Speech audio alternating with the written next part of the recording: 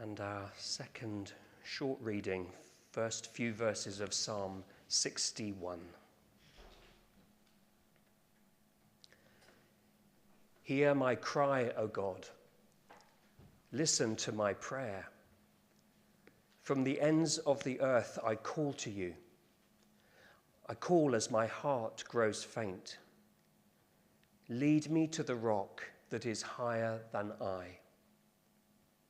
For you have been my refuge, a strong tower against the foe. I long to dwell in your tent forever and take refuge in the shelter of your wings.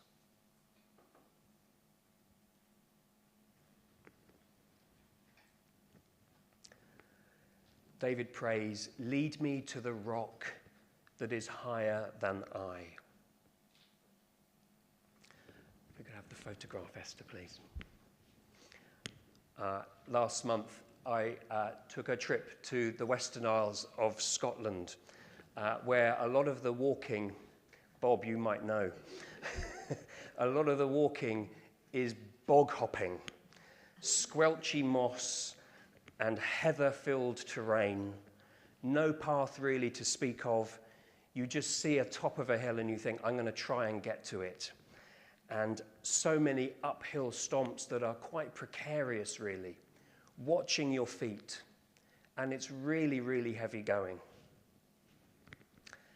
And with that graceful vision of me bog hopping, gracefully, that I'm sure you've got in your mind now, you'll probably guess why that verse, lead me to the rock that is higher than I, was a verse that kept coming into my thinking and praying as I was squelching through heavy moss and heather. Because there were the occasional moments when, joy of joys, you could place your feet on a bit of hard rock, a bit of granite, or for those of you that know anything about the geology of that part of the world, a piece of rock that's called gneiss. And it's so nice. It's not spelt nice, but it's so nice when you can, just for a few moments, such relief. I also have a long-standing inner ear problem, which has left me with very little balance function, which isn't very conducive to that kind of walking, really. And it doesn't take a lot for me to wobble. So unlike those toys, the weebles that wobble and always come back up again, I'm that weeble that wobbles and will always fall down.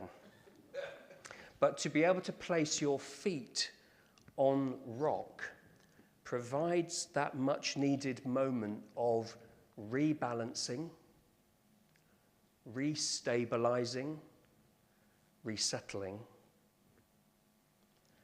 Lead me to the rock that is higher than I is a prayer to find such refuge, a safe place.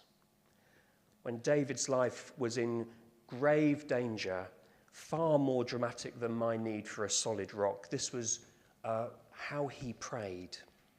And it's unlikely that our use of that verse will ever be in the same dramatic scenario that David was in.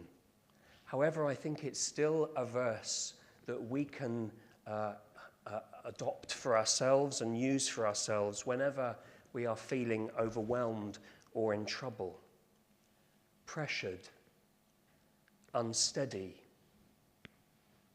unstable or unbalanced or unsettled. And so much about life can leave us feeling like that. Maybe an illness, a bereavement, issues or tensions in our relationships with others. Life feeling like it's an uphill struggle at times.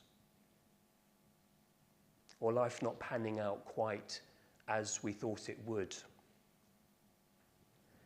Sometimes that prayer can be answered quickly. A solid place appears. It's given to us. A safe place arrives. Or it may take a little longer for that to come. A bit like my bog hopping, sometimes the solid place is just for a short while, a moment of relief, before we find ourselves back on boggy terrain, hard-going terrain once again. But what standing on a rock, even for a short time, allows us to do is to stand upright, to be able to look around 360 degrees and to gain a perspective that we can't get when we're just looking at where we're putting our feet, and catching our breath as well before the next little bit of journey. The rock that you get to, of course, eventually, at the top of most hills, is an exhilarating place to be. But hilltop experiences, as we know, aren't designed to last for very long. And there often follows a much tougher descent, tougher on your knees, perhaps. Lead me to the rock that is higher than I is a prayer to God in the midst of difficult times, to be led, to be taken to that place, to the rock, to the God who provides a solid place on which we can stand, for that reassessment and resettling, ready for the onward journey.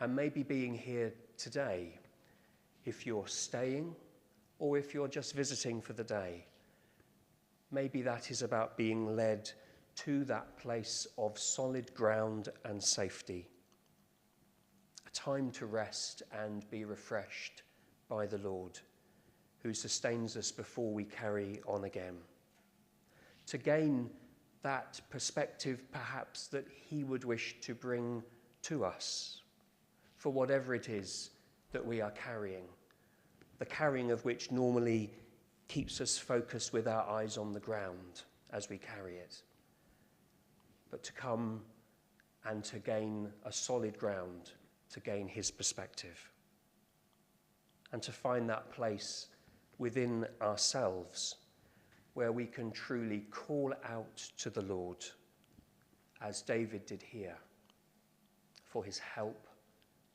for God's healing, and for his peace. Hear my cry, O God. Listen to my prayer. From the ends of the earth I call to you. Lead me to the rock that is higher than I.